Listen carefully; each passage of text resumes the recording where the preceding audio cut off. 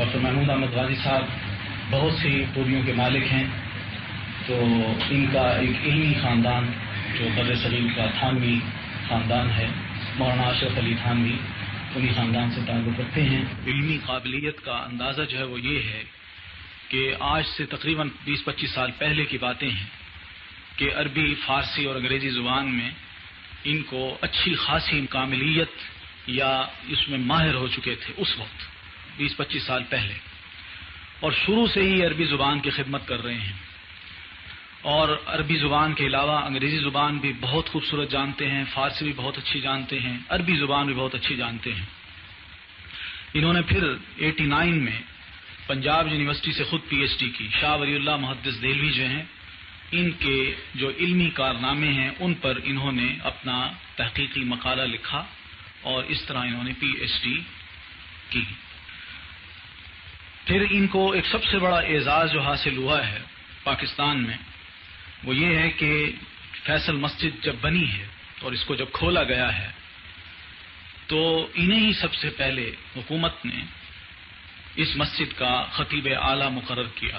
پھر اس کے بعد یہ ہماری یونیورسٹی میں ایک دعویٰ اکیڈمی ہے جس کو اس بنیاد پہ بنایا گیا ہے کہ دنیا بھر میں جہاں بھی مسلمان ملکوں میں یا غیر مسلم ملکوں میں مسلمان کام کر رہے ہیں اور وہاں اسلامک لٹریچر کی کمی ہے تو دعویٰ اکیڈمی جو ہے اس لٹریچر کو پرنٹ کر کے انہی کی زبانوں میں پرنٹ کر کے وہاں پہنچائے گی اور اس علاقے میں دین اسلام کی اشاعت کا کام کرے گی۔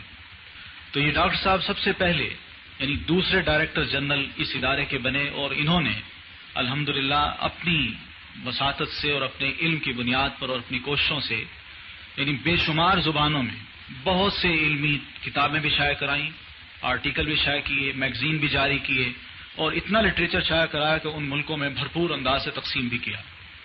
پھر دعویٰ اکیڈمی کے پروگرام کو انہوں نے یوں بھی آرگنائز کیا کہ پاکستان کی جو جیلیں ہیں، ہاسپٹلز ہیں، مساجد ہیں، ان تمام علاقوں میں یا مساجد، جیل اور ہاسپٹلز، ان میں انہوں نے پوری ایک لائبریری دعویٰ اکیڈمی کی طرف سے بنا کے وہاں پیش کی اور وہاں رکھی گئی کہ یہ حضرات بھی کم از کم اس لٹریچر کو پڑھیں، اور اس طرح ہر زبان میں، پشتو میں، بلوچی میں، سندھی میں، اردو میں، انگریزی میں، عربی میں، رشین زبانوں میں، چائنیز میں، جاپنیز میں، مختلف زبانوں میں انہوں نے لٹریچر شائع کیا ہے اور اس طرح دین کی خدمت کی۔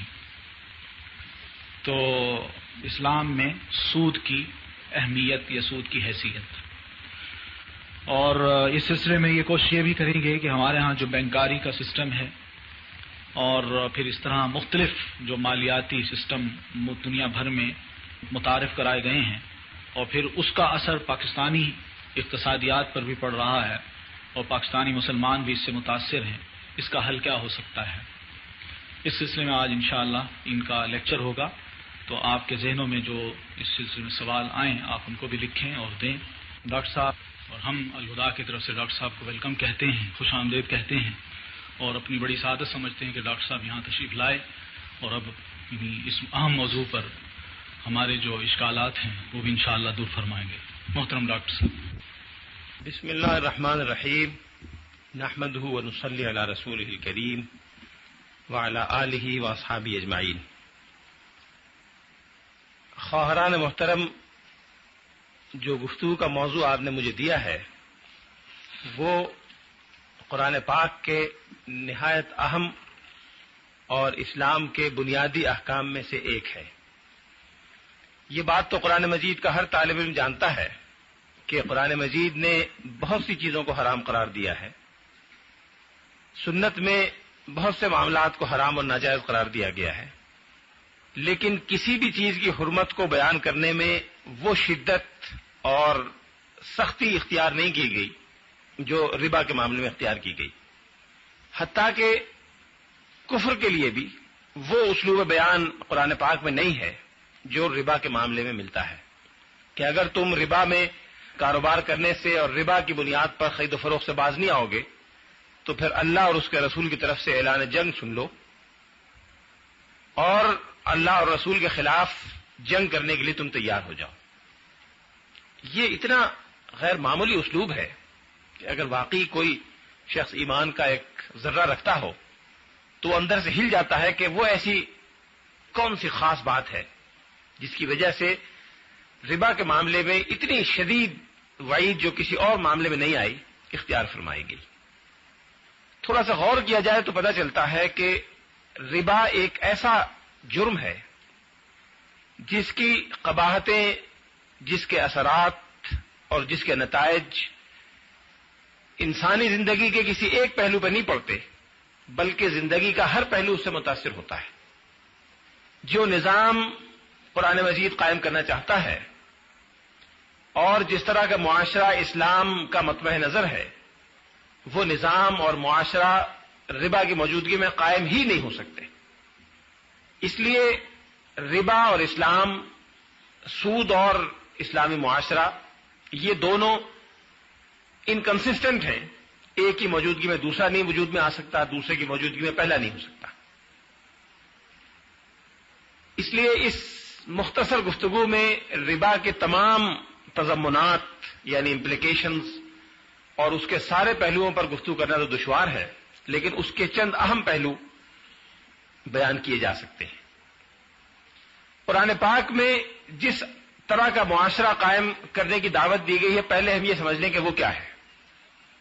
سورہ حدید کی آیت ہے جس میں یہ بتایا گیا کہ صرف قرآن مجید نہیں بلکہ جتنی آسمانی کتابیں اللہ نے اتاری اور جتنے انبیاء علیہ السلام بھیجے اور جتنے بھی آسمانی پیغامات آئے، وہ سب کے سب ایک مقصد کی خاطر بھیجے گئے کہ لوگ عدل و انصاف پر قائم ہو جائیں. لیقوم الناس بالقسط، کہ لوگ عدل و انصاف پر قائم ہو جائیں. اور اس عدل و انصاف کو قائم کرنے کے لیے دو چیزیں اتاری گئیں، ایک الکتاب اور ایک المیزان. اللہ کی کتاب جو اس کی ہدایت کی ترجمان اور غماز ہے، اور وہ عادلانہ نظام جس کی بنیاد میزان پر ہے یعنی توازن اور اعتدال پر ہے، جس میں معاشرے کے ہر فرد کو، ریاست کے ہر حصے کو اور خود ایک فرد کے اندر اس کے اپنے ہر تقاضے کو اس کے صلاحیت، طلب اور استطاعت کے مطابق حصہ ملتا ہے. خود ایک فرد کے اندر بہت سے تقاضے ہیں، جسمانی تقاضے ہیں، روحانی تقاضے ہیں، ذہنی اور فکری اس کے تقاضے ہیں، اخلاقی ہیں، قلبی احساسات ہیں، رجحانات ہیں، جذبات ہیں. ان سب کے درمیان ایک توازن ضروری ہے.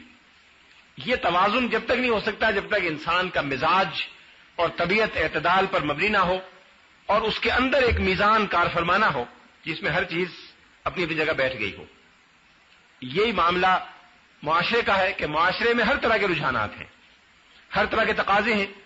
کسی کا تقاضا یہ ہے کہ اس کو تعلیم درکار ہے، کسی کا تقاضا یہ ہے کہ اس کو صحت درکار ہے، کسی کا تقاضا یہ ہے کہ اس کو کھانے کو روٹی ہی نہیں مل رہی وہ درکار ہے، کسی کو پیاس ہے پانی درکار ہے، کسی کو سیر و تفریح درکار ہے، کسی کو اچھا لباس درکار ہے، کسی کو اچھا گھر درکار ہے، کسی کو اعلیٰ سواری درکار ہے. ان میں سے ہر تقاضے کی سطحیں ہیں. ایک اعلیٰ ترین سطح ہے کہ ایک شخص بھوکا مر رہا ہے، اس کی جان بچانا ضروری ہے، یہ بھی ایک تقاضا ہے. لیکن یہ بھی تقاضا ہے کہ ایک شخص کو اعلیٰ مکان چاہیے، فرنشڈ اور ایئر کنڈیشن گھر چاہیے. یہ بھی ایک انسانی تقاضا ہے، شریعت اس سے روکتی نہیں ہے. شریعت اس تقاضے کو کرب نہیں کرتی، لیکن یہ ایک فطری تقاضا ہے، لیکن اس کا ایک مقام ہے. پہلے کوئی اور چیز ہوگی، پھر کوئی اور ہوگی، پھر کوئی اور ہوگی. ترجیحات میں ایک جگہ اس تقاضے کی بھی آئے گی کہ ایک شخص کو اچھا مکان چاہیے. ان سب کے درمیان توازن اور اعتدال اگر نہ ہو تو معاشرہ قائم نہیں ہو سکتا. جو زیادہ بااثر اور طاقتور ہے وہ اپنے اعلیٰ مکان بنا لے گا اور جس کا علاج ہونا ہے اس کا علاج رہ جائے گا.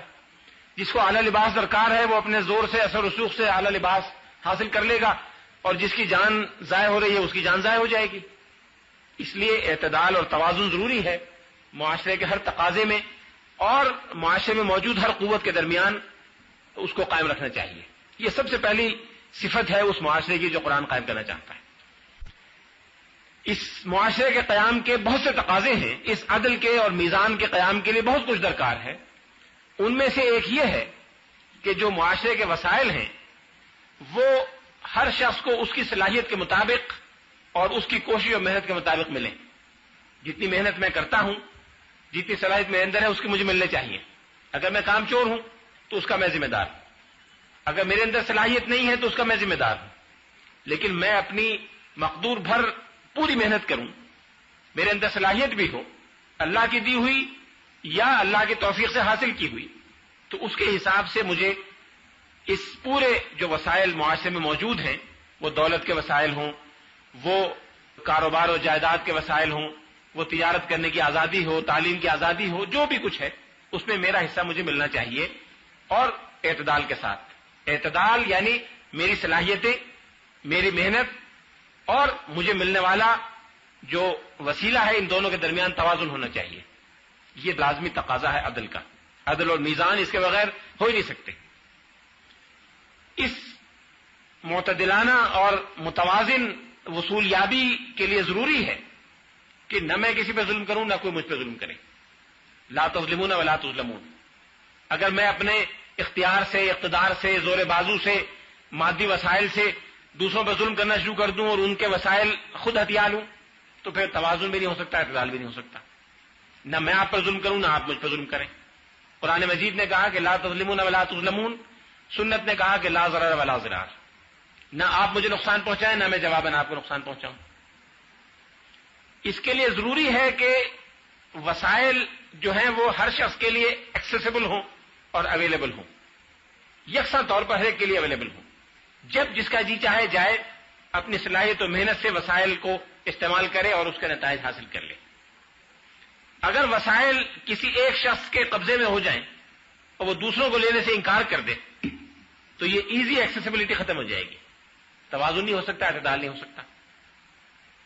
اس لیے قرآن پاک نے کہا کہ کئی لا یکون دولۃ بین الاغنیاء منکم، کہ مال و دولت صرف دولت مندوں کے درمیان ہی گردش نہ کرے، بلکہ معاشرے کے ہر طبقے میں گردش کرے۔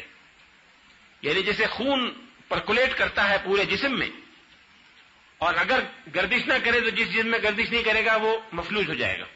اگر میرے اس بازو میں خون گردش نہ کرے تو یہ بازو مفلوج ہے، یہ کاٹ کے پھینکنے کے قابل ہے۔ یہ اسی وقت جسم کا صحت مند اور فعال حصہ ہے جب تک اس میں خون گردش کر رہا ہے۔ قرآن مجید نے دولت کو قیام للناس کہا ہے۔ قیام کے معنی وہ چیز جس کی بنیاد پر کوئی چیز کھڑی ہو سکے، سسٹیننس وچ میں provide sustenance to some people, یعنی دولت سسٹین کرتی ہے معاشرے کو، قیام للناس ہے۔ اب اگر دولت سسٹین کرتی ہے جس طرح سے خون سسٹین کرتا ہے انسان کے وجود کو، تو جس طرح خون اگر ایک حصے میں نہ جائے بقیہ حصوں میں گردش کرے تو وہ حصے مفلوج ہو جائیں گے۔ اسی طرح سے معاشرے کے وہ حصے مفلوج ہو جائیں گے جہاں دولت گردش نہیں کرے گی، اس لیے کہ وہ قیام للناس ہے قرآن کی نظر میں۔ اس لیے جس طرح ایک فرد کی زندگی کے لیے خون کا توازن اور اعتدال کے ساتھ یہ پہنچنا ضروری ہے، اسی طرح معاشرے کے قیام کے لیے دولت کا توازن اور اعتدال کے ساتھ یکساں طور پر پہنچنا اور پہنچتے رہنا ضروری ہے۔ یہ اس معاشرے کا ایک اور امتیازی وصف ہے۔ پھر ایک اور امتیازی وصف اس عادلانہ معاشرے کا یہ ہے کہ جو شخص اس میں اپنا حصہ لینے کے لیے میدان میں آئے وہ اس چیز کا حصہ لے جس کا وہ ذمہ دار بھی ہو۔ یہ شریعت کا بنیادی اصول ہے، اور اس کو کئی احادیث میں، قرآن پاک کی آیات میں اور فقہائے کرام نے اپنے اصولوں اور کلیات میں بیان کیا ہے۔ یہ نہیں ہو سکتا کہ میں اس پانی سے مستفید ہونے کا حق تو رکھتا ہوں، لیکن اگر اس پانی کی وجہ سے کوئی ذمہ داری مجھ پر عائد ہوتی ہو وہ میں قبول کرنے سے انکار کر دوں، یہ نہیں ہو سکتا۔ النعمہ بقدر النقمہ، یہ شریعت کا اصول ہے۔ نعمت اگر آپ کو ملتی ہے تو اسی ریشو اور حصے کے ساتھ ملے گی جتنی آپ ذمہ داری لینے کے لیے تیار ہوں۔ مثال کے طور پر قرآن میں ایک جگہ آیا ہے وَعَلَى الْوَارِثِ مِثْلُ ذَلِكَ، کہ ایک شخص اگر غریب ہے، نادار ہے، تو اس کے نفقے کی ذمہ داری اس کے رشتہ داروں پر ہے، باپ پر ہے، باپ نہیں ہے تو بیٹے پر ہے، بیٹا نہیں ہے تو بھائی پر ہے، بھائی نہیں ہے تو چچا پر ہے، دادا پر ہے، چچا زاد بھائی پر ہے، چچا زاد بھائی کے چچا زاد بھائی پر ہے، جہاں تک بڑھتا جائے گا ذمہ داری آتی جائے گی۔ اس لیے کہ وَعَلَى الْوَارِثِ مِثْلُ ذَلِكَ، شریعت کا اصول یہ ہے کہ اگر کسی کا بیٹا نہ ہو تو پوتا وارث ہوتا ہے، پوتا نہ ہو تو پڑپوتا وارث ہوتا ہے، بیٹا پوتا پڑپوتا دونوں نہ ہو تو باپ وارث ہوگا، باپ نہ ہو تو دادا ہوگا، دادا نہ ہو تو پردادا ہوگا۔ چونکہ وہ وارث ہے، انٹائٹل ہے کہ وہ ایک اس کو بینیفٹ ایکرو کرے، وہ بینیفٹ کو حاصل کرے۔ چونکہ وہ بینیفٹ حاصل کرتا ہے لہذا اس پر یہ ذمہ داری بھی ہے کہ اگر اسی شخص کی کوئی لائبلٹی آ جائے تو اس لائبلٹی کو بھی برداشت کرے۔ اگر وہ شخص خوشحال ہوتا، پیسے والا ہوتا تو آپ اس کی وراثت میں حصے دار ہوتے، دادا، پوتا، چچا، چچا کا بیٹا، جو بھی ہوں. لیکن اب اگر وہ خوشحال اور وسائل والا نہیں ہے، تنگ دست اور نادار ہے، تو آپ اس کے ذمہ دار ہیں، اس لیے کہ دونوں چیزیں ایک ساتھ رہیں گی، دونوں چیزیں الگ الگ نہیں ہو سکتی. آپ کے پاس فرض کیجیے گاڑی ہے، آپ اس کو بطور ٹیکسی کے چلانا چاہتی ہیں، اور یہ چاہتی ہیں کہ وہ روزانہ ٹیکسی کے طور پر استعمال ہو، اور جس سے جو آمدنی ہو وہ آپ کے اخراجات اس سے پورے ہوں. یہ بالکل جائز ہے، اس میں کوئی حرج نہیں ہے، کوئی قباحت نہیں ہے، بشرطے کہ اس ٹیکسی کی ساری ذمہ داری آپ پر ہو. اگر خدا نخواستہ وہ ایکسیڈنٹ میں تباہ ہو جائے تو آپ کا نقصان ہو گیا.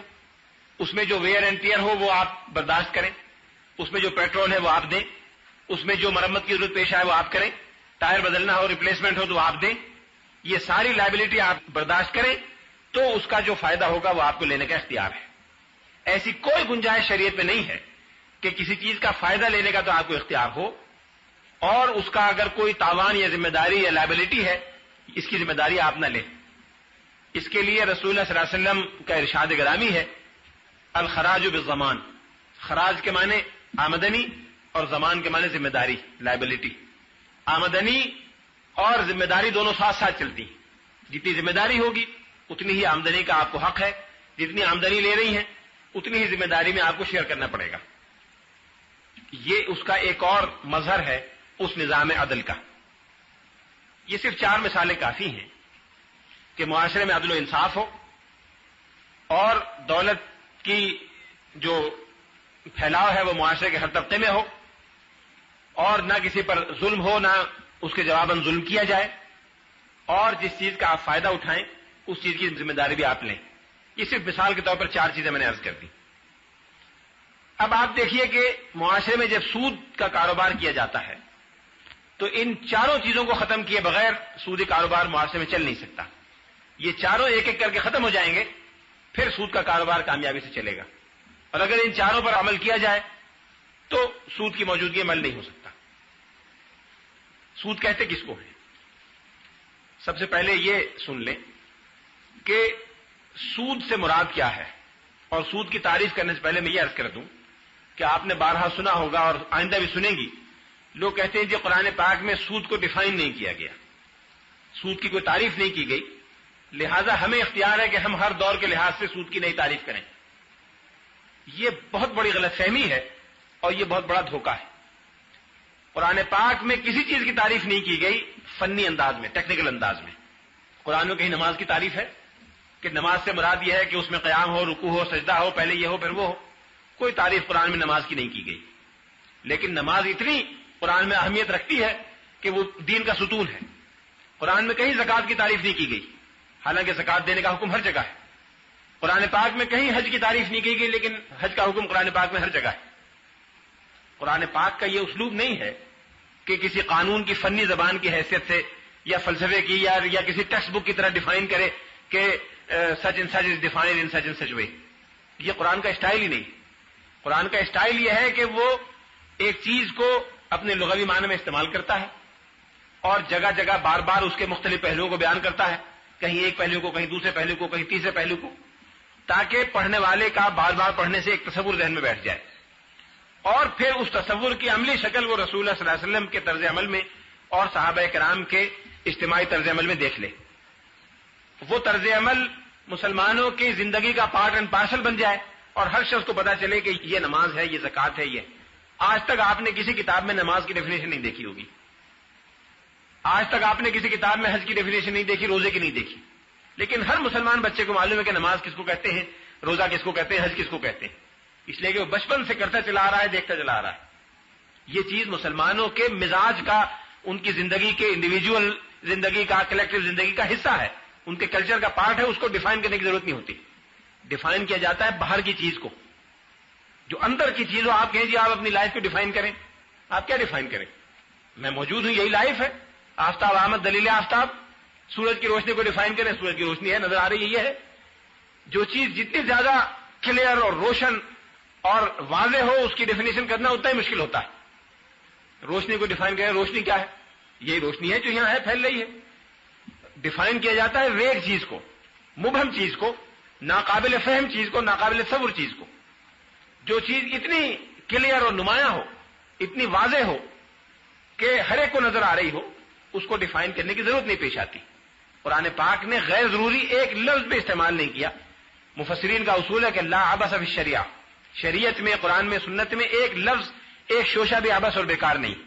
لہذا قرآن پاک ایسی چیز میں کیوں اپنا وقت ضائع کرے اور اپنے کلام کو اللہ تعالیٰ صرف کرے جو واضح ہے اور ہر شخص جانتا ہے، اور جس کو سمجھا دیا گیا، جس کو حضور علیہ الصلوۃ والسلام کے طرز عمل سے ثابت کر دیا گیا. لیکن چونکہ اس دور میں لوگوں نے یہ سوال اٹھایا، اس لیے ضرورت اس بات کی ہے کہ قرآن پاک کی متعلقہ آیات کو سامنے رکھ کر اور احادیث کو سامنے رکھ کر ربا کو ڈیفائن کیا جائے کہ ربا کہتے کس کو ہے. ربا کہتے ہیں، اگر آپ انگریزی میں اجازت دیں تو میں انگریزی میں بیان کر دوں. ربا means any increase on the principal amount payable in a contractual obligation not covered by a commodity, labor, expertise اور risk. 4 چیزیں میں نے استعمال کی ہیں: کموڈیٹی، لیبر، ایکسپرٹیز اور رسک. ان چاروں کے مقابلے میں نہ ہو اور کسی کانٹریکچوئل آبلیگیشن میں جو پیبل اماؤنٹ ہے اس پر انکریز ہو، اور وہ انکریز ان 4 میں سے کسی ایک کے اگینسٹ میں نہ ہو. اس کو ربا کہتے ہیں. آپ نے مجھ سے یہ گلاس خریدا اور 5 روپے قیمت طے ہوئی. آپ نے کہا کہ 5 روپے 1 ہفتے بعد آپ ادا کر دیں گی. 1 ہفتے بعد آپ نہیں ادا کر سکیں. میں نے کہا آپ نہیں ادا کر سکیں، 5 روپے کے بجائے میں 10 روپے وصول کروں گا. اس 10 روپے کے مقابلے میں کیا ہے؟ کنٹریکچوئل آبلیگیشن یہ ہے جس کے اگینسٹ میں یہ گلاس تھا، اس میں پانی تھا. کموڈیٹی آپ کو میں نے دے دی اور کنٹریکچوئل آبلیگیشن میں 5 روپے واجب الادا ہوئے، پیبل ہوئے. اس پر میں نے مزید 5 روپے انکریز کر دیے جس کے اگینسٹ میں کوئی کموڈیٹی نہیں ہے. کموڈیٹی تو آپ نے لے لی، وہ تو پہلے 5 کے اگینسٹ میں تھی. کوئی لیبر نہیں ہے، کوئی ایکسپرٹیز نہیں ہے، کوئی رسک نہیں ہے. ٹیکسی کی مثال میں دی تھی، اس میں رسک تھا. ٹیکسی کا رسک آپ انکر کر رہی تھی، ٹوٹ جاتی، ایکسیڈنٹ ہو جاتا، خدا نخواستہ کچھ ویئر اینڈ ٹیئر ہوتا. یا اس کے مقابلے میں کوئی ایکسپرٹیز ہوتی، آپ جا کے کہیں بطور وکیل کے کام کریں، بطور انجینئر کے کام کریں، بطور میڈیکل ڈاکٹر کے کام کریں، اس میں آپ ایکسپرٹیز اپنی پرووائڈ کر رہی ہیں. مہارت جو آپ کے پاس ہے، اللہ نے آپ کو دی ہے، آپ اپنا وقت اس کو دے رہی ہیں. وہاں نہ وقت ہے، نہ ایکسپرٹیز ہے، یا لیبر ہے. آپ نے جا کے کسی کے گھر میں محنت کی، کپڑا سی کے دے دیا، کسی کے یہاں کوئی اور محنت کا کام کیا، اس کے مقابلے میں بھی آپ کو اجرت لینے کا اختیار ہے. ان 4 کے علاوہ کسی اور چیز کی، 5ویں چیز کی اجرت لینے کا شریعت نے حق نہیں دیا. اس لیے اس انکریز کو ربا کہتے ہیں. قرآن پاک میں ایک جگہ ارشاد ہوتا ہے کہ اللہ تعالیٰ نے ہر شخص کی جان و مال کو محترم بنایا ہے اور کسی شخص کو اختیار نہیں ہے کہ دوسرے کی جان اور مال کو نقصان پہنچائے یا کسی کے مال کو اپنے استعمال میں لائے، الا ان تکون تجارتا عن تراض منکم، سوائے اس کے کہ آپس کی میوچل رضامندی سے، آزادانہ رضامندی سے آپس میں لین دین اور تجارت ہو. یہاں 2 چیزیں استعمال فرمائی گئیں، تجارت اور ترازی. ترازی عربی زبان میں کہتے ہیں دونوں طرف سے آزادانہ رضامندی ہو اور وہ آزادی یکساں قسم کی ہو. اس پہ غور کیجیے گا کہ آزادی یکساں قسم کی ہو. اگر آزادی کو کوانٹیفائی کیا جا سکتا ہو، آزادی کو اگر تولا جا سکتا ہو، اگر اس کے کوئی حدود مقرر کیے جا سکتے ہوں تو دونوں طرف یکساں قسم کی آزادی ہو. ایک آزادی ہے کہ ایک شخص بھوکا مر رہا ہے، بیمار ہے، پہننے کو کپڑا نہیں ہے، مارکیٹ میں ریٹ ہے ملازم کا 1000 روپے ماہوار، آپ نے دیکھا کہ مجبور ہے، اس نے کہا میاں 100 روپے ماہوار دے کے کام کرنا ہے، وہ مجبوراً تیار ہو گیا. یہ ترازی نہیں ہے. ممکن ہے اس کی رضا ہو اس میں شامل، لیکن ترازی برابر کی آزادی، ایک ٹکر کی، ایک کوانٹٹی کی، ایک کوالٹی کی آزادی نہیں ہے. قرآن پاک کی روح سے ترازی ضروری ہے، محض رضامندی، محض کنسنٹ ضروری نہیں. عربی زبان میں رضا کو کنسنٹ کہتے ہیں، لیکن قرآن نے ترازی کا لفظ استعمال کیا جس میں دونوں طرف سے برابر ایک ٹکر اور ایک نوعیت کی چیز ہونی چاہیے. اب جب آپ نے آزادانہ رضامندی سے گلاس مجھ سے خریدا تھا، یہ 7 اپ کا مثلاً، مارکیٹ میں اس کی قیمت 5 روپے تھی، ہر جگہ 5 روپے ہے، جس کا جی چاہے آزادی کے ساتھ جہاں سے جا کے مرضی خریدے. لیکن جب آپ نے وہ گلاس خرید لیا اور 5 روپے واجب الادا ہو گئے، اب جو میں نے 5 روپے آپ پر بڑھائے، یہ آپ کی اس مجبوری سے فائدہ اٹھاتے ہوئے کہ آپ 1 ہفتے کے بعد قیمت ادا نہیں کر سکتی. اس مجبوری سے فائدہ اٹھاتے ہوئے ترازی کا اصول مجروح ہو گیا. عدل کا اصول کہ ایک طرف کموڈیٹی ہو ایک طرف قیمت ہو اور دونوں کا وزن یکساں ہو مارکیٹ کی فری فورسز کے حساب سے عدل کا اصول مجروح ہو گیا. جو روپیہ آپ کے اور میرے درمیان برابر تقسیم ہونا چاہیے تھا عادلانہ کہ میں نے اپنا کموڈیٹی آپ کو دے دی, آپ نے اپنے آدھے پیسے شیئر کر کے مجھے دے دیے, 5 روپے مجھے دے دیے اور 5 آپ نے لے لیے, وہ چیز متاثر ہو گئی, میں نے پورے 10 روپے آپ کے لے لیے. یہ سارے کے سارے اصول اس ایک فرق سے ٹوٹ جاتے ہیں. اس لیے جس معاشرے میں سود کا نظام قائم ہو اور لوگ سودی لین دین کر رہے ہوں, اس معاشرے میں اسلام کا نظام توازن اور نظام اعتدال اور معاشرتی انصاف قائم ہی نہیں ہو سکتا. اس لیے قرآن پاک نے اتنا سخت موقف اور اتنی سخت وعید اس کے لیے استعمال فرمائی. رسول اللہ صلی اللہ علیہ وسلم نے اپنی زندگی میں سینکڑوں کے قریب معاہدے فرمائے اور آپ کی زندگی میں 20 قبائل سینکڑوں قبائل اسلام میں داخل ہوئے, اور جب بھی کوئی نیا قبیلہ آتا تھا آپ اس سے بیعت لیتے تھے. بعض لوگوں سے تحریری معاہدے ہوئے, وہ ان معاہدے کی شرائط کے مطابق اسلامی ریاست میں شامل ہوئے. لیکن کبھی ایسا نہیں ہوا کہ حضور نے کوئی شرط رکھی ہو اور یہ کہا ہو کہ اگر تم نے فلاں جرم کیا تو معاہدہ منسوخ ہو جائے گا اور ہمارے اور تمہارے درمیان جنگ قائم ہو جائے گی.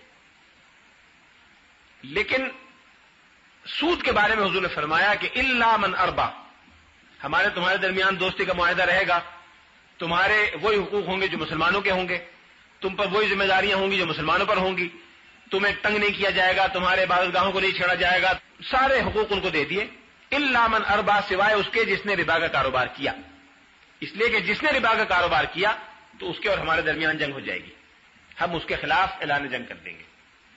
اتنا سخت موقف رسول اللہ صلی اللہ علیہ وسلم نے. حضور نے اہل نجران کے ساتھ معاہدہ کیا تھا سن 9 ہجری میں, اور نجرانیوں کے یہاں سود کا لین دین بڑا رائج تھا, اس لیے یہ دفعہ اس معاہدے میں خاص طور پر رکھی گئی جو آج بھی مطبوعہ موجود ہے, اس کے متن ہر جگہ مل جاتا ہے. پھر آپ دیکھیے کہ یہ تو وہ ہے کہ سود اگر انڈیویجول ہو افراد کی بنیاد پر, لیکن اگر سود کو انسٹیٹیوشنلائز کر لیا جائے, سود کی بنیاد پر ادارے بننے لگے, کاروبار قائم ہونے لگے, تو پھر وہ برائی جو بڑی محدود سطح پر ایک فرد کے لیے ہے وہ پورے معاشرے میں پھیل جاتی ہے. لوگ کہتے ہیں کہ جی سود جو ہے یہ وہ جو بینک کا سود ہے یہ وہ ربا نہیں ہے جس کی قرآن نے ممانعت کی, یہ تو کنٹریبیوٹ کرتا ہے معاشرے میں لین دین اور کاروبار کو, اس سے تو کاروبار ڈیولپ ہوتے ہیں, اور جب آپ روپیہ جمع کرتے ہیں بینک میں تو اس کا ریٹرن آپ کو بھی ملتا ہے, لہذا یہ تو ایک پارٹیسپیشن ہے. یہ بہت بڑی غلط فہمی ہے کہ یہ پارٹیسپیشن ہے. آپ یہ پہلے اس پہ غور کریں کہ بینک کرتا کیا ہے. بینک میں 2 طرح کی سروسز ہوتی ہیں. کچھ تو وہ خدمات ہیں جو جائز خدمات ہیں, آپ کو یہاں سے پیسہ بھیجنا ہے امریکہ اور آپ کے لیے خود بھیجنا دشوار ہے, آپ نے بینک میں LC کھول دی اور بینک کو جو بھی اس کے شرائط پوری کر دی, بینک نے آپ کے بہاف پہ امریکہ میں پیمنٹ کر دی, اور جس سے کاروبار کرنا ہے اس سے سامان لے لیا اور سامان لے کے آپ کو بھیج دیا اور اس پورے عمل کی فیس آپ سے لے لی. ظاہر ہے اس میں کوئی قباحت نہیں ہے, اس کے مقابلے میں لیبر بھی ہے, اس کے مقابلے میں ایکسپرٹیز بھی ہے, اس کے مقابلے میں رسک بھی ہے. اگر وہ روپیہ ضائع ہو جاتا وہاں, وہ جو کموڈیٹی بینک نے مشینری لی ہے اگر وہ ضائع ہو جاتی تو بینک ذمہ دار ہوتا ہے نا. اس کے مقابلے میں یہ ساری چیزیں ہیں, اس لیے یہ جائز ہے. لیکن اس سے زیادہ جو بینکوں کا اصل کاروبار ہے وہ کیا ہے؟ فرض کیجئے ہم یہاں 500 آدمی ہیں, ہم 500 آدمی کسی ایک بینک کے کاروبار میں شریک ہیں. وہ شرکت کیا ہوتی ہے, کیسے ہوتی ہے, اس کو پہلے سمجھ لیں. اس کی شکل یہ ہوتی ہے کہ فرض کیجئے ہم 2 آدمی ہیں, ہم نے ایک بینک قائم کیا, خدا نخواستہ بطور مثال ایک بینک ہم نے قائم کیا, اس میں ہمارا کچھ نہیں, صرف آرگنائزیشن ہے, تھوڑی سی چال بازی اور عیاری ہے, اور یہ صلاحیت ہے کہ ہم لوگوں کو بیوقوف بنا سکتے ہیں. ہم نے آپ لوگوں کو قائل کیا کہ آپ کی جتنی سیونگز ہیں وہ آپ ہمارے پاس رکھ دیں تو آپ کی سیونگ محفوظ ہو جائے گی. آپ نے مہینے میں بڑی محنت کر آ کے بہت اپنے خرچ کو کنٹرول کر کے اپنے اوپر جبر کر کے 1,000 روپیہ جمع کر لیا. 500,000 روپیہ ہمارے پاس جمع ہو گیا. ہم نے 500,000 روپیہ جمع کر لیا. اس 500,000 روپے کو ہم نے کیا کیا, ہم نے اس کو 2 طرح استعمال کیا. کچھ تو ہم نے ڈائریکٹ کاروبار کیا جو تھوڑا ہوتا ہے, کم ہوتا ہے, لیکن زیادہ ہم نے یہ کیا کہ معاشرے میں جو لوگ کاروبار کرنا چاہ رہے ہیں ان کو ہم نے کاروبار کے لیے دے دیا. اور ایک شخص فرض کیجیے انڈسٹری لگانا چاہتا ہے شوگر کی, اس نے ہم سے لے لیا 100,000 روپیہ. ایک اور شخص کوئی اور انڈسٹری لگانا چاہتا ہے، اس نے 100,000 روپے لے لیا، ایک اور کچھ کرنا چاہتا ہے، اس نے 100,000 روپے لے لیا. اس 100,000 روپے پر ہم نے 20% اس سے انٹرسٹ طے کر لیا. وہ بجائے 100,000 کے ہمیں 120,000 روپے واپس کرے گا. لیکن ہم اس کو ایسے قرضہ نہیں دیں گے. اگر وہ ہم سے 100,000 روپے قرضہ لینا چاہتا ہے تو وہ اپنے کم از کم 100,000 روپے کی جو لینڈڈ پراپرٹی یا جائیداد ہے، یا اس کے بعد ڈیبینچرز ہیں، یا اس کے پاس سیکورٹیز ہیں، وہ پہلے ہمارے پاس بطور رہن کے جمع کر دے گا، اور رہن جمع کرنے کے بعد پھر 100,000 روپے ہم سے لے لے گا. اب اگر اس کا کاروبار ڈوب جائے، اس کا کاروبار تباہ ہو جائے، اس کی فیکٹری نہ چلے، اس کی فیکٹری میں ہڑتال کر کے مزدور جلا دیں، ہم اس کے ذمہ دار نہیں ہیں. ہم ہر کیس میں ان اینی ایونچولیٹی اس سے 120,000 روپے واپس لیں گے. لیکن یہ جو 100,000 کی سیکورٹی ہمارے پاس رکھی ہوئی ہے، اس کو ہم کیا کریں گے؟ اس کو ہم یہ کریں گے کہ اس سیکورٹی کی بنیاد پر ہم بھی اسی طرح سے 100,000 کا قرضہ لیں گے. یہ سیکورٹی ہم مزید آگے قرضہ لینے میں استعمال کریں گے. ہماری کچھ چیز نہیں ہے اس میں، نہ یہ 100,000 ہمارا تھا، نہ یہ سیکورٹی ہماری. لیکن ہم نے اس کے 20,000 وہ لیے ایڈیشنل، اور اس سیکورٹی پر 100,000 روپے کا قرضہ ہم نے اور لے لیا، اور وعدہ کیا کہ ہم آپ کو 120,000 روپے واپس کریں گے. اب ہمارے پاس 100,000 روپے ہو گئے اور 100,000 روپے کی سیکورٹی ہو گئی. اس 200,000 روپے کو ہم نے کہیں سیکورٹی کر کے 200,000 روپے اور قرض لے لیا. ہمارے پاس 400,000 روپے ہو گئے. ان 400,000 روپے کو ہم نے بطور سیکورٹی کے کہیں ڈپازٹ کروا کے، اس کے کاغذات جمع کروا کے مزید 400,000 روپے قرض لے لیا. ہمارے پاس 800,000 روپے قرض ہو گیا. اس کو ہم مزید قرض پر دے رہے ہیں. اس قرض سے مزید سیکورٹی آ رہی ہے، اس سیکورٹی سے مزید قرض لے رہے ہیں، اس کو مزید قرض پہ دے رہے ہیں، اس کی سیکورٹی آ رہی ہے. اس طرح سے ہوتے ہوتے ہوتے ہوتے کروڑوں اربوں خربوں روپیہ چند آدمی کے پاس جمع ہو جاتا ہے، جن کا ایک پیسے کا رسک نہیں لگا ہوتا. اگر وہ ڈوب جائے، اس میں لکھا ہوتا ہے ہماری لائبلٹی لمیٹڈ ہے، لمیٹڈ، ہمارا کچھ نہیں. گھر جا کے بیٹھ گئے. آغا جو حسن عابدی تھے، جن کا پوری دنیا میں کاروبار چلتے تھے، جب ان کا بینک فیل ہو گیا، وہ ٹکٹ لے کے کراچی میں آ کے اپنے مکان میں بیٹھ گئے. ان کا کچھ بھی ضائع نہیں ہوا. میں ایسے 20 آدمیوں کو جانتا ہوں ذاتی طور پر، جن کی خون پسینے کی کمائیاں، ساری زندگی کی سیونگ ضائع ہو گئی. پریشان ہیں، آج تک پریشان ہے، نہیں ملا. لیکن جن لوگوں نے بنایا تھا ان کا کچھ نہیں گیا، ایک پیسے کا نقصان نہیں ہوا. یہ شریعت کے سارے اصولوں سے ٹکراتا ہے. شریعت کا اصول تھا عدل و انصاف، یہاں کوئی عدل و انصاف نہیں. شریعت کا اصول تھا کہ جس چیز کا بینیفٹ آپ کو ملتا ہو اس کا رسک بھی آپ انکر کریں. یہاں تو ایک پیسے کا بھی رسک نہیں تھا، لیکن بینیفٹ ہزاروں لاکھوں کروڑوں اربوں روپے کا تھا. وہاں گنتی ختم ہو جاتی ہے جتنے کا بینیفٹ ہوتا ہے. بینک آف انگلینڈ کے بارے میں لوگ کہتے ہیں کتنا روپیہ اس کے پاس ہے، کتنے کی جائیداد ہے، انگریزی میں فگر نہیں ہے اتنی. اب پہلے ملین نکالا تھا جب 1000 ختم ہوا، پھر جب ملین بھی ختم ہو گیا، اتنے پیسے بڑھ گئے تو بلین نکالا، پھر بلین کے بعد ٹریلین نکالا. اب لوگ کہتے ہیں کہ ٹریلین سے اوپر بھی کوئی عدد نکالنے کی ضرورت ہے تاکہ اس رقم کا حساب رکھا جا سکے جو ان کے پاس جمع ہوتی چلی جا رہی. گویا پورے معاشرے میں جو کام الٹا ہونا چاہیے تھا کہ جہاں جمع ہے وہاں سے جانا چاہیے تھا دوسری طرف، وہاں سے سک کر کے ایک بہت بڑے تالاب میں جمع ہو رہا ہے، اور وہ تالاب میرے ہم 2 آدمیوں کے کنٹرول میں ہے. یہ تو صرف دولت کی بات ہے. اب آپ اس کے اور نتائج دیکھیں. جب دولت جمع ہوتی ہے تو کیا ہوتا ہے؟ آپ اخباروں میں روز پڑھتے ہیں، میں مثالیں نام نہیں لوں گا. وہ جن کے کنٹرول میں ہوتی ہے وہ پورے معاشرے کی سیاست کو کنٹرول کرتے ہیں، وہ پورے ملک کو کنٹرول کرتے ہیں. ان کی مرضی سے قانون بنتے ہیں ملک میں، ان کی مرضی سے پالیسیاں بنتی ہیں، ان کی مرضی سے قانون معطل کر دیے جاتے ہیں، فیل کر دیے جاتے ہیں. پھر جو حکومت میں آئے ہیں وہ ان سے پیسے لے کے آئے. اس کے اتنے قباحتیں، اتنے نتائج ہیں کہ جس کا کوئی اندازہ ہمارے جیسے ذہن کا آدمی نہیں کر سکتا کہ کتنے اس کی قباحتیں اور نتائج نکل رہے ہیں. یہ سارا کا سارا اس لیے ہے کہ شریعت کے ان 4 اصول جو صرف مثال کے طور میں نے دیے، ان 4 اصولوں کی خلاف ورزی اس نظام کے ذریعے ہو رہی ہے. لیکن اس ساری نظام کی ان تمام قباحتوں کے باوجود جس کا احساس اب مغرب میں بھی ہو رہا ہے، وہاں کتابیں آ رہی ہیں، لوگ لکھ رہے ہیں، سب کچھ کر رہے ہیں، لیکن ان کے پاس اس کا حل نہیں ہے. ایک بڑی مشکل تو یہ ہے کہ انہوں نے ہوا میں اس نظام کو اتنا پھیلا دیا ہے کہ چھوٹی سی سوئی نیچے لگی ہوئی ہے، اگر اس کو ہٹا دیں تو سارا نظام درہم برہم ہو جائے گا. ہم نے 1,000 کی مثال سے شروع کیا تھا، لیکن جہاں لاکھوں اور کروڑوں کی مثالیں ہوں، آپ اندازہ کر لیں کتنا روپیہ ہوگا. چند سالوں کے اندر اندر لوگوں کی دولت خربوں تک پہنچ جاتی ہے، بغیر کسی رسک کے، بغیر کسی انویسٹمنٹ کے، صرف اپنی ہوشیاری اور ذہانت اور تعلقات اور میل جول کے نتیجے میں. اور لوگوں کی دولتیں جمع ہو جاتی ہیں، اور اس سے کچھ لوگ فائدہ اٹھاتے ہیں اور لوگوں کو اس کی قیمت نہیں ملتی. اس کے مقابلے میں شریعت نے جو اصول دیے وہ یہ کہ جب آپ کاروبار کریں تو آپ کا کاروبار ان 4 اصولوں کی بنیاد پر ہونا چاہیے. ایک تو یہ کہ جو دولت لگی ہے یا تو کامن دولت ہو، ہم دونوں کی ہو، ہم دونوں مل کر کچھ پیسے لگائیں اور اس انویسٹمنٹ کے نتیجے میں جو ہمیں بینیفٹ ہو اس کو ہم دونوں آپس میں تقسیم کر لیں. مشارکہ. اگر ہم آپ کو بھی شریک کرنا چاہیں 500 بہنوں کو اور 1,000 روپیہ سب کا لینا چاہیں تو اس میں 1,000 روپیہ ہمارا بھی لگا ہوگا، 1,000 نہیں لگا ہوگا، 5,000 10,000 1 لاکھ جتنا بھی لگا ہوگا، اور اس میں ہم یکساں طور پر شریک ہوں گے.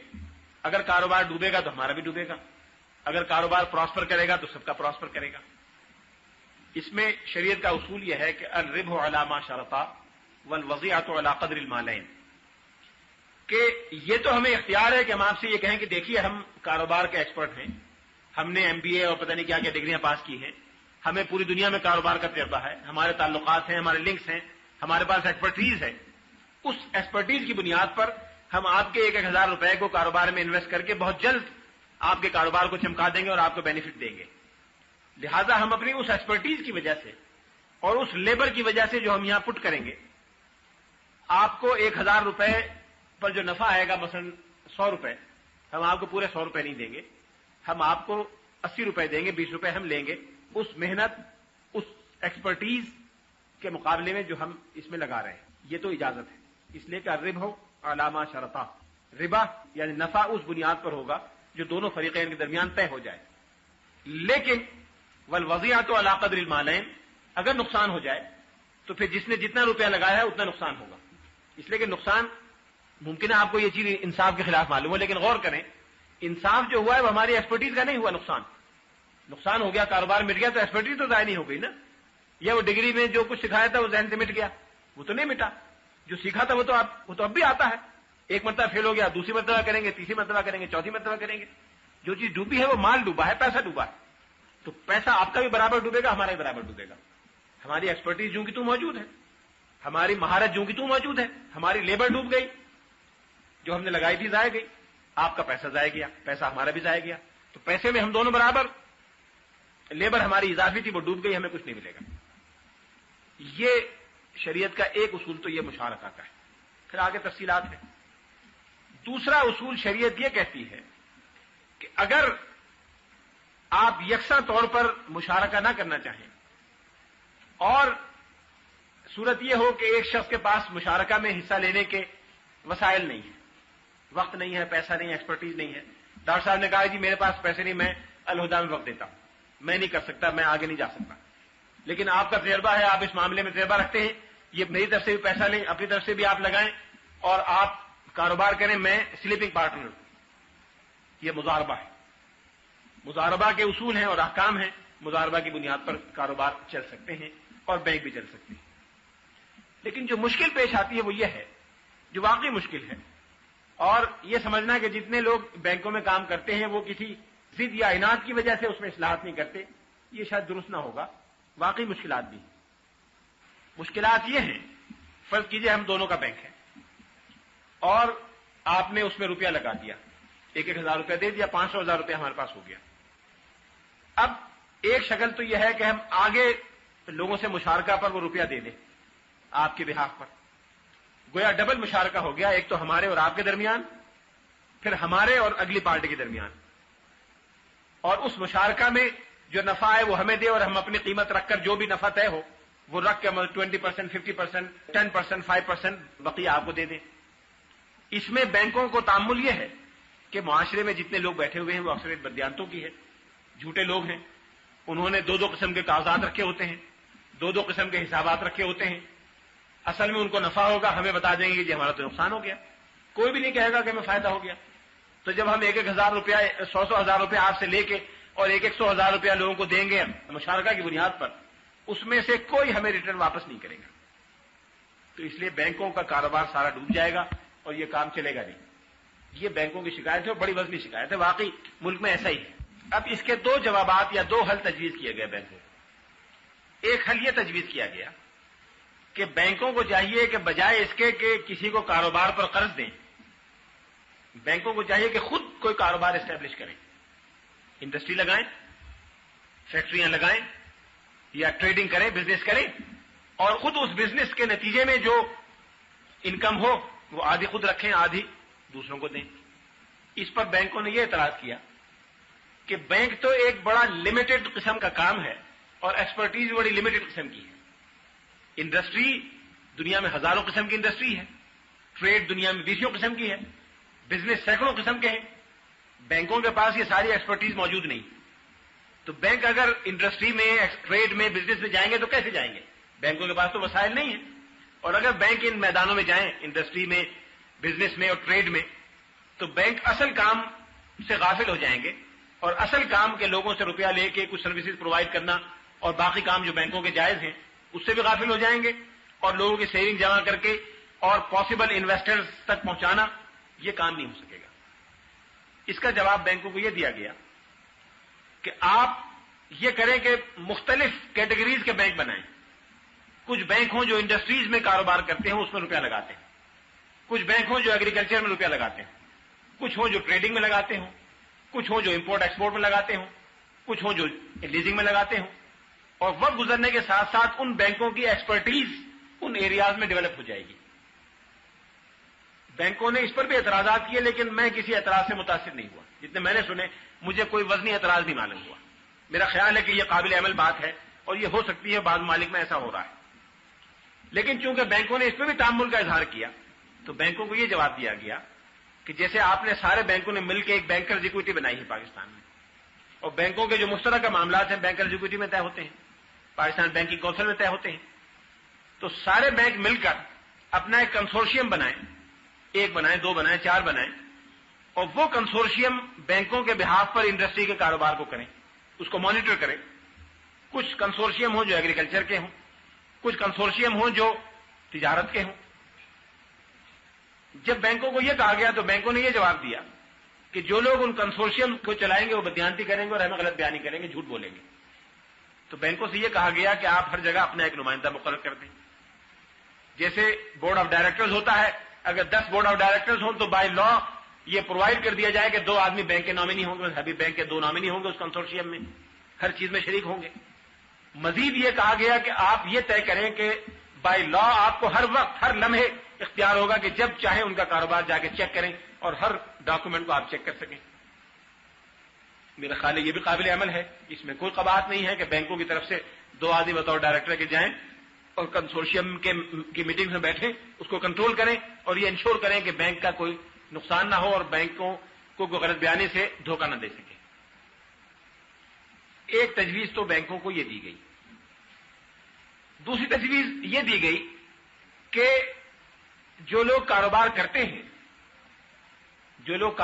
کرتے ہیں بینک ان سے اس نوعیت کا معاملہ کر لے کہ وہ بینک کے ایجنٹ کے طور پر پہلے انڈسٹری لگا لیں، اور جب انڈسٹری لگ جائے تو پھر بینک اس انڈسٹری کو فروخت کر دے آگے۔ اس کی چھوٹی سی مثال میں وضاحت سے اس لیے دیتا ہوں کہ پاکستان میں آن پیپر جو کچھ کہا جا رہا ہے وہ یہ ہے کہ ہم نے یہ اصول اپنایا ہے۔ یہ شریعت کے 2-3 احکام کو سامنے رکھ کر یہ بنایا گیا تھا میکانزم، اور اسلامی نظریاتی کونسل نے یہ کہا تھا کہ یہ کوئی آئیڈیل حل نہیں ہے۔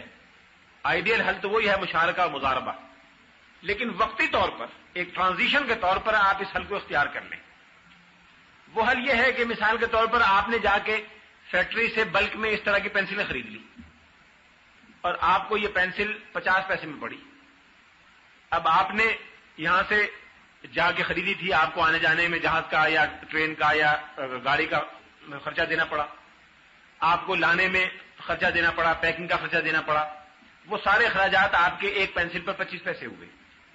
پھر آپ نے کہا کہ آپ نے 25 پیسے اپنا نفع رکھا ہے اور آپ اس کو 1 روپے کی فروخت کرتی ہیں، یہ بے مرابحہ ہے، یہ شریعت میں جائز ہے، بشرطے کہ آپ ساری چیز کلیئر بتائیں کہ اس کی ایکچوئل قیمت اتنی ہے، مزید کاسٹ آپ نے جو بیئر کی ہے وہ اتنی ہے، اور اتنا نفع آپ اس پہ رکھ رہی ہیں جو اتنا پرسنٹیج یا اتنا ہے، اور اتنے کی آپ کو دے رہے ہیں، جس کا جی چاہے لے، جس کا جی چاہے نہ لے۔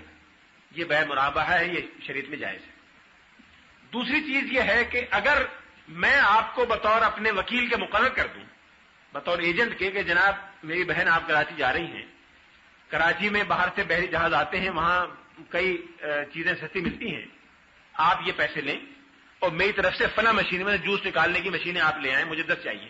ایک دکان لگانی ہے جوس لگانے کی, آپ 10 مشینیں کراچی سے لا دیں, میں نے آپ کو پیسے دے دیا, آپ میرے ایجنٹ کے طور پہ لا رہی ہیں. قرآن پاک کا اصول ہے کہ ما علی المحسنین من سبیل, ما علی المحسنین من سبیل, جو کسی کے ساتھ نیکی کرے, اچھائی کرے, اس پر اس اچھائی کی وجہ سے کوئی تاوان نہیں آئے گا. میں آپ کی دعوت کروں کہ جی آپ سب میری بہنیں آئیے میرے گھر کھانا کھائیں, اور اس میں نمک زیادہ ہو گیا تو آپ مجھ سے لڑنا شروع کر دیں, یعنی ما علی المحسنین من سبیل کی بات. یا آپ کسی کو کہیں کہ جی تم میرے یہاں, میں تمہاری ہیلپ کرنے کے لیے تیار ہوں, میں تمہارے بچے کی فیس جمع کروا دیا کروں گی, اور ایک دن کسی وجہ سے ڈیلے ہو گیا, فیس کا وقت نکل گیا, تو وہ آگے لڑنا شروع کر دے کہ جی آپ نے کیوں فیس نہیں جمع کروائی, اور آپ کو برا بھلا کہے.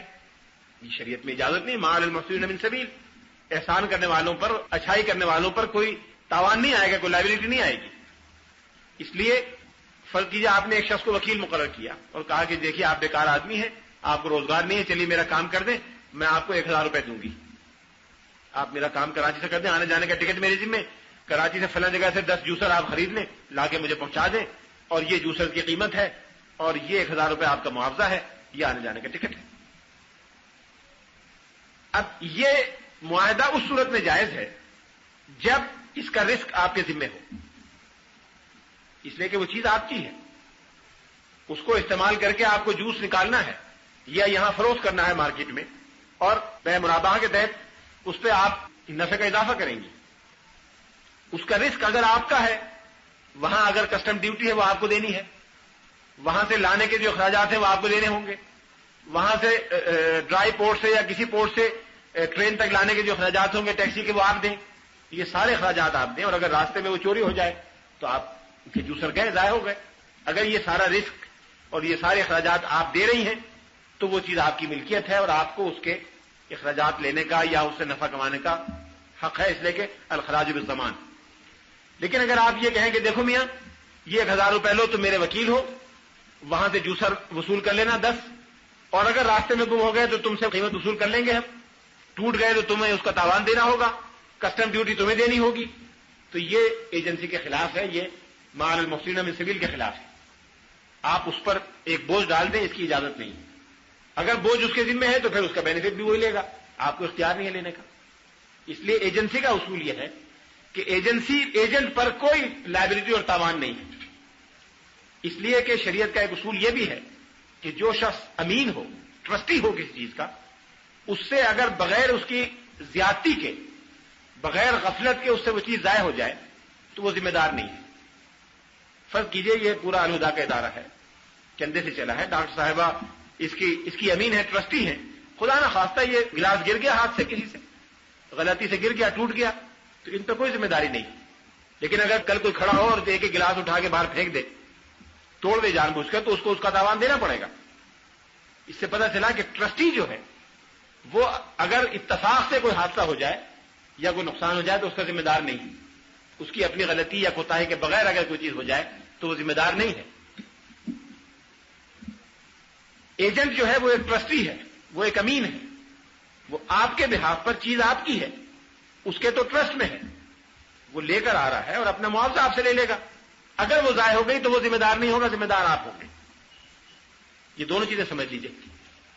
اب جب بینکوں سے یہ کہا گیا کہ آپ بطور ایجنٹ کے کسی کو مقرر کر دیں کہ وہ انڈسٹری لگا لے, اور جب لگا دے انڈسٹری اور آپ کے حوالے کر دیں تو آپ اس انڈسٹری کو فروخت کر دیں, اور فروخت کر کے اس کا بے مرابحہ کے ذریعے اس کا آپ نفع لے لیں. تو بینکوں نے کیا کیا؟ بینکوں نے یہ کیا, فرض کیجیے آپ کو ایک انڈسٹری لگانی ہے ٹیکسٹائل کی, اور آپ نے کہا کہ وہ انڈسٹری جرمنی سے 1 کروڑ روپے کی ملتی ہے, اور آپ بینک کے پاس گئیں کہ مجھے 1 کروڑ روپیہ دے دو, مجھے انڈسٹری لگانی ہے. پہلے یہ ہوتا تھا کہ بینک آپ سے کہتا تھا کہ ٹھیک ہے آپ 1 کروڑ روپے کی سیکورٹی جمع کروا دیں, جو بھی آپ کی جائیداد وغیرہ ہے اس کے کاغذات رہن رکھ دیں, آپ کو 1 کروڑ روپیہ مل جائے گا, اور 10 سال میں وہ 1 کروڑ 25 لاکھ آپ کو واپس کر دیں. سمپل سود تھا, سیدھا سیدھا. اب بینک کیا کرتے ہیں؟ وہ یہ کرتے ہیں کہ بینک نے یہ کہا آپ سے کہ جی ٹھیک ہے آپ کو 1 کروڑ روپے کی انڈسٹری چاہیے, مشینری چاہیے, آپ ہمارے ایجنٹ کے طور پر 1 کروڑ روپیہ لے لیں اور آپ ہمارے بہاف پہ انڈسٹری امپورٹ کر لیں. اس میں شرعاً کوئی قواعد نہیں ہے, لیکن بینک کرتا یہ ہے کہ آپ انڈسٹری امپورٹ کریں، اس کا جو ٹیکس ہے وہ آپ کو دینا پڑے گا، وہاں کی کسٹم ڈیوٹی آپ کو دینی پڑے گی، یہاں کی کسٹم ڈیوٹی آپ کو دینی پڑے گی، اس کا جو فرائٹ ہے بحری جہاز کا یا ہوائی جہاز کا وہ آپ کو دینا پڑے گا، اس کا جو ڈیمیج ہے وہ آپ کو دینا پڑے گا، اس کا جو ویئر اینڈ ٹیئر ہے وہ بھی آپ کو دینا پڑے گا، اس کا انشورنس اور ری انشورنس بھی سب آپ کو دینا پڑے گا۔ لیکن جب آپ وہ انڈسٹری یہاں لے آئیں تو آپ ہمیں فروخت کرتے بے مرابہ کے تحت 1,25,00,000 میں۔ یہ بے مرابہ نہیں ہے، یہ سود ہے، بلکہ ڈبل سود ہے، اس لیے کہ آپ نے 25 لاکھ روپے سود بھی دیا، اس کا ڈیمیج بھی دیا، اس کی ڈیوٹی بھی دی، کسٹم بھی دیا، فرائٹ بھی دیا، سارا دیا، اور اگر خدا نخواستہ بحری جہاز ڈوب جاتا، جہاز گر جاتا ہوائی جہاز، یا انڈسٹری کو کوئی نقصان ہو جاتا مشینری کو، تو وہ سارا نقصان آپ کا تھا، بینک لکھوا لیتا ہے کہ سب نقصان آپ کا ہے۔ تو یہ شریعت کے اس اصول کے خلاف ہے کہ ما علی المحسنین من سبیل، اور امین جو ہے وہ کسی نقصان یا تاوان کا ذمہ دار نہیں ہوتا۔ یہ اس کے بھی خلاف ہے کہ الخراج بالضمان، اس کا بے مرابہ کے تحت نفع بینک لے رہا ہے، لیکن جو خراج ہے، جو رسک ہے، وہ اس کے ذمہ ڈال دیا گیا ہے جو بینک کی طرف سے اس کو منگوانے کا ذمہ دار ہے۔ اس کے بعد جب آپ نے منگوا کے یہاں بینک کو اطلاع کر دی کہ آپ نے انڈسٹری منگوا لی، اب بینک آپ کو کہتا ہے کہ جی آپ انڈسٹری ہمیں فروخت کر دیجیے، آپ بینک سے کہتے ہیں کہ انڈسٹری ہم آپ کو فروخت کرتے ہیں اور 1,25,00,000 میں فروخت کرتے ہیں، اور یہ ایک ہی وقت میں سارے ڈاکومنٹ سائن کروا لیتے ہیں، یعنی اتنا بھی تکلف یا اہتمام نہیں کرتے کہ یہ ڈاکومنٹس مختلف اوقات میں سائن کروائیں۔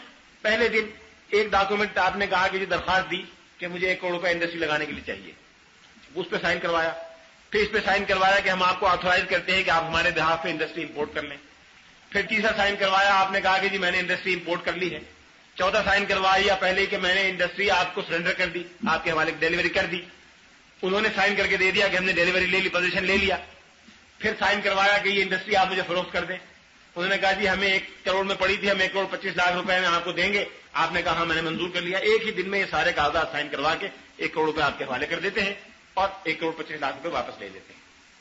تو کاغذات کی روح سے چاہے یہ بے مرابہ ہو، چاہے یہ بے عقد وکالت ہو، لیکن ایکچوئل اسپرٹ اور ایکچوئل پریکٹس کی روح سے یہ سارا کا سارا ربا ہے، اور یہ غالباً اس سے بڑا ربا ہے جو پہلے ہوا کرتا، پہلے اس کو ربا سمجھ کے کرتے تھے لوگ، کبھی کبھی کسی کے دل میں خیال بھی آ جاتا ہوگا کہ ناجائز ہے، برا ہے، بینک بھی شاید سمجھتے ہوں کہ اچھی چیز نہیں ہو رہی، لیکن اب اس کو شریعت کے نام پر اور اسلام کا نام لے کر ان ساری خرابیوں کا ارتکاب کیا جا رہا ہے جو پہلے اسلام کے نام پر نہیں کی جاتی تھی۔ یہ نتائج صورتحال ہے جو آج پیدا ہوئی ہے، لیکن اس کے یہ معنی نہیں ہے کہ ان مسائل کا کوئی حل موجود نہیں ہے اور ان مسائل کا حل سوچا نہیں گیا۔ اسلامی بینکاری کے ان مسائل پر تقریباً پچھلے 50 سال سے 100 سال سے کام ہو رہا ہے، اور ان سارے مسائل کو سامنے رکھتے ہوئے مختلف متبادل جو موڈز انویسٹمنٹ کے اختیار کیے گئے کہ بینک روپیہ انویسٹ کیسے کرے، جو متبادل موڈز ہیں ان کی تعداد جو اب تک سامنے آئے ہیں کوئی 25 کے قریب ہے۔ ان میں سے 13 موڈز آف فائنینس وہ ہیں جو پاکستان میں اسلامی نظریاتی کونسل نے 1980 میں حکومت پاکستان کو ایک رپورٹ کی شکل میں پیش کیے تھے، اور یہ کہا تھا کہ اگر یہ 13 موڈز آف فائنینسنگ پاکستان میں اختیار کر لیے جائیں تو پاکستان کی بینکاری کو سود کی خرابی سے پاک کیا جا سکتا ہے، صرف سود کی خرابی سے، اور خرابیاں اپنی جگہ رہیں گی بھی، وہ الگ خرابیاں ہیں، میں صرف سود پہ بات کر رہا ہوں۔ چنانچہ اس رپورٹ پر جس میں ان 13 موڈز آف فائنینسنگ پر بات ہوئی تھی، گفتگو ہوئی، اور مختلف سرکاری اداروں میں، وزارت خزانہ میں، CBR میں، بینکنگ کونسل میں، جہاں جہاں متعلقہ افراد تھے وہاں بات ہوئی، اور 20 جون 1994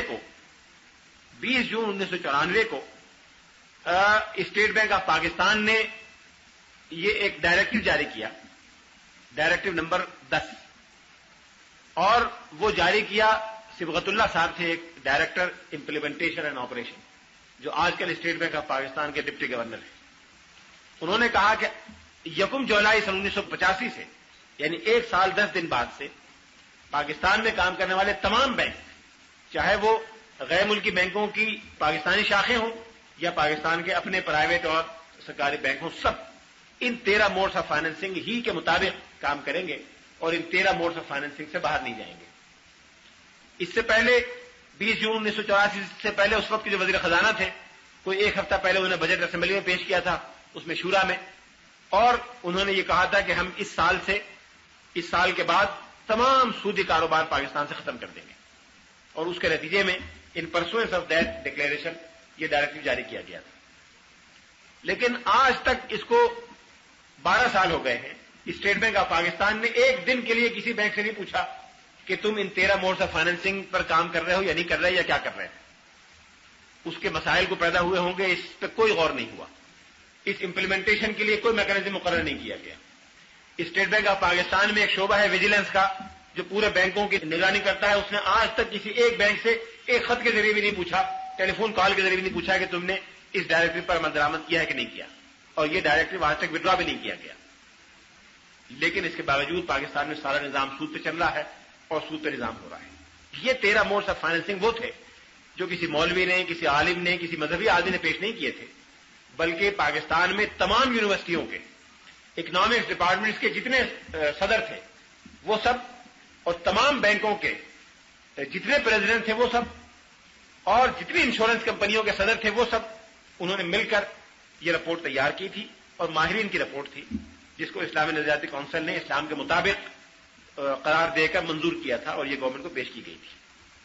لیکن ان 13 موڈس آف فائنینسنگ کے علاوہ جو 1980 تک سامنے آئے تھے، سوڈان میں، ملیشیا میں، ایران میں، اور جزوی طور پر سعودی عرب میں، جزوی طور پر مصر میں، ان پر کام ہوتا رہا اور نئے نئے موڈس آف فائنینسنگ سامنے آتے گئے.